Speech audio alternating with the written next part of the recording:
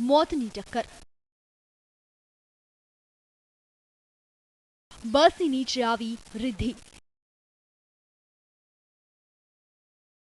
એક એવો અકસ્માત કે જેની રિદ્ધિને ન હતી કલ્પના।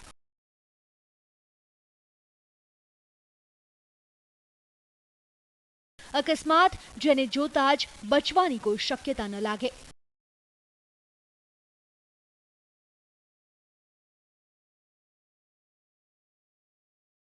સુરતમાં રહેતી વિદ્યાર્થીની રિદ્ધિ મોતને માત આપીને પહોંચી ધોરણ 12ની પરીક્ષાના કેન્દ્ર પર।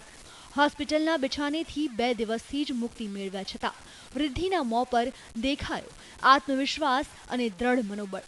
પરીક્ષા કેન્દ્ર તરફ હિંમતના આ ડગ ભરવામાં મદદ કરી રિદ્ધિના માતા પિતા, શાળા સંચાલકો અને મિત્રોના પ્રોત્સાહન। ત્યાંથી જ હું હિંમત હારી ગઈ હતી કે મારી મહેનત બધી પાણીમાં ગઈ એમ, હવે હું નહીં પરીક્ષા આપી શકું એમ। મારા મોટો પડો મારા ડૉક્ટરનો છે કે ડૉક્ટરના સહારેથી હું ઊભી થઈ અને બધા શાળાના શિક્ષકોને મળી અને મારા માતા પિતા મળ્યા, એની કારણે હું આ પરીક્ષા અહીં આવીને પહોંચી શકી છું। 8 માર્ચના દિવસે બનેલી આ ઘટનાથી રિદ્ધિને વર્ષ બગડવાની ચિંતા હતી, પરંતુ અંતે રિદ્ધિના પરીક્ષા આપવાના નિર્ણયમાં સાથ આપ્યો પરીક્ષા કેન્દ્રના સંચાલકોએ।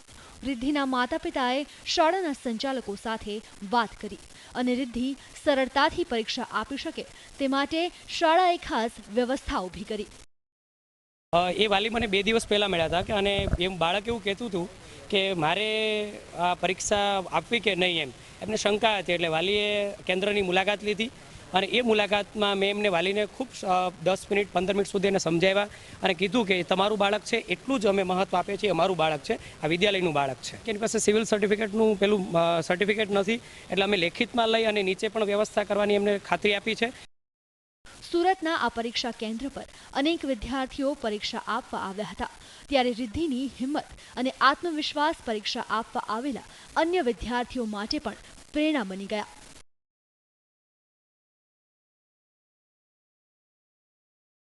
Kirtesh Patel, ETV news, Surat.